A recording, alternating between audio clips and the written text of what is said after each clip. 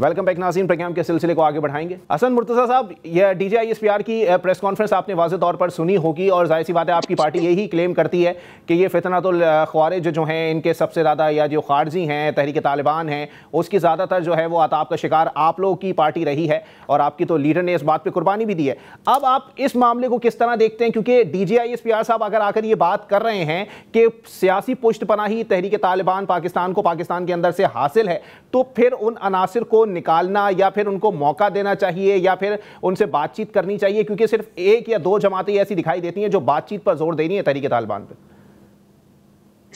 देखें, Pakistan peoples party तो victim रही है जी। हम तो, हमारी तो शहादतें हैं, हमारी क़यादत से लेके आम कारकुन तक आप देख लें, तो हम लोग तो सारे कोई भी, हम तो किसी सूरत भी दहशत गर्दी की बल्कि आंखों में आंखें डाल के अगर बात की है तो वो पाकिस्तान पीपल्स पार्टी की क़यादत ने और उसके कारकुनों ने की है। हम तो हमेशा दहशत गर्दी के खिलाफ रहे हैं, हम तो अमन की बात करते हैं। अब देखें, अभी बात हो रही थी तो मैंने पहले ये अर्ज की है कि CM कोई भी बने, लेकिन वो तब्दीली जमहूरी होनी चाहिए, उसमें जमहूरी रवैयों को भी पामाल नहीं होना चाहिए, उसमें जमहूरियत को भी पामाल नहीं होना चाहिए और जिसका मैंडेट है उसको मिलना चाहिए। लेकिन उसके बाद फौरन जब आपने तहरीक इंसाफ के रिप्रेजेंटेटिव को बोलने की तो उन्होंने फौरन भुट्टो का नाम लिया कि जी जुल्फ़कार अली भुट्टो का बेटा या बच्चा होना ज़रूरी है या नवाज शरीफ के घर पैदा होना। मुझे मियाँ साहबान का तो नहीं पता, लेकिन भुट्टो के घर पैदा होना कोई इतना आसान नहीं है जी। सारे भुट्टोज मरे ही हैं, शहीद ही हुए हैं, कोई भी उनमें तबई मौत नहीं मरा जी। और अगर वो इक़्तिदार में आते हैं तो मेरा नहीं ख्याल भी कभी भी किसी भुट्टो ने कहा हो कि मैं CM के लिए अपने कारकुन को ही नामजद करते हैं। खुद तो कभी भी CM नहीं बने वो वहाँ पे। कौन सा ऐसा लालच हमारी नज़रों में देख लिया जिसकी इतनी बात करनी पड़ गई। और ठीक आप कह रहे हैं, पहली बार वाला भी कोई ये ज़रूरी नहीं है कि पहली बार जो बंदा हो उसको CM नहीं बनना चाहिए। खदशात होते हैं। आपने ये तजर्बा पंजाब के अंदर करके देखा है। उस्मान बुज़दार जैसा तजर्बा जो है वो अगर दोहराया जाएगा तो उसके नतायज जो हैं वो भुगतने तो कौम ने होते हैं। आज उस्मान बुज़दार के जो नतायज हैं वो आ रहे हैं सामने, तो भुगत रहे हैं ना। वो तहरीक इंसाफ तो नहीं भुगत रही, वो तो अब पूरी कौम भुगत रही है। तो इसलिए इन चीज़ों का अपोजिशन जो होती है वो बात भी करती रहती है, उससे इतना गुस्सा और नाराज़गी नहीं होनी चाहिए जी कि आप ख़ानदानों तक चले जाएं कि वो होने ज़रूरी हैं। कोई वो ज़रूरी नहीं है तो ये भी ज़रूरी नहीं है।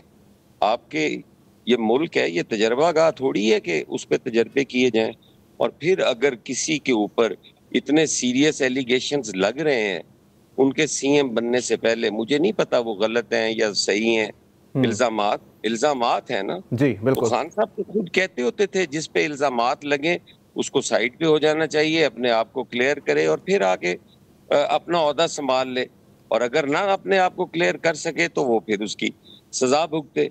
अगर इतने संगीन नतायज के इल्जामात लग रहे हैं, जो हम सुन रहे हैं कि वो दहशत गर्दों की पुष्टपनाही करते थे, अफवाज पाकिस्तान के कत्ल से लेके एक आम आदमी की शहादत तक, उसमें उनके मुलव्वस होने का खतरा है, तो ये इतनी कोई बड़ी बात तो नहीं है। आपके पास और भी अक्सरियत है, आप कोई नीट एंड क्लीन आदमी ला के बिठा दें।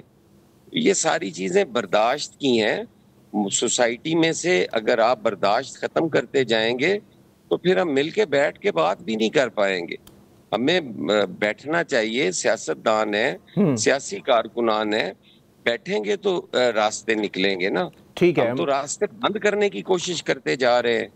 ठीक है मुज़म्मिल असलम साहब, मैं कमेंट चाहूंगा इसके ऊपर, कंक्लूड कर दीजिएगा, टाइम खत्म हो गया मेरे पास। बिल्कुल, देखें, इल्ज़ाम अपनी जगह, सज़ा अपनी जगह जी। तो उस पर FIR है, कहीं सज़ा है, कुछ है तो बता दें। इल्ज़ाम तो फिर सारी पार्टी के बल्कि बड़े बड़े लीडरान पे थी। और अभी आपने 2024 के इलेक्शन से पहले देखा कि कैसे लंदन से लाया गया, कैसे जो है FIR खत्म हुई गई। फिर आपको याद होगा 2022 में जब वज़ीर आज़म लगे थे उन पर तो सज़ा वो जो है वो लगनी थी, तो एक दिन पहले उनकी जो है वो सज़ा थी, वो उसको मुअत्तल किया गया, उनको वज़ीर आज़म बनाया गया। तो ये सारी चीज़ें इनकी की हुई है, इनके सामने, इनके घर की बातें। और खुदा के वास्ते यंग जनरेशन को काम करने दें, आगे आने दें। इनकी पार्टी में भी यंग लीडरशिप भी आ रही है, इस तरीके से जेलसी अच्छी बात नहीं है। और आप आए, आप मैंडेट लें, आप जीतें, आप भी जो करते करें। हम तो नहीं कह रहे ना इनकी पार्टी के मामलात में कि आपने क्यों चेयरमैन किसको बना दिया, किसको क्या कर दिया।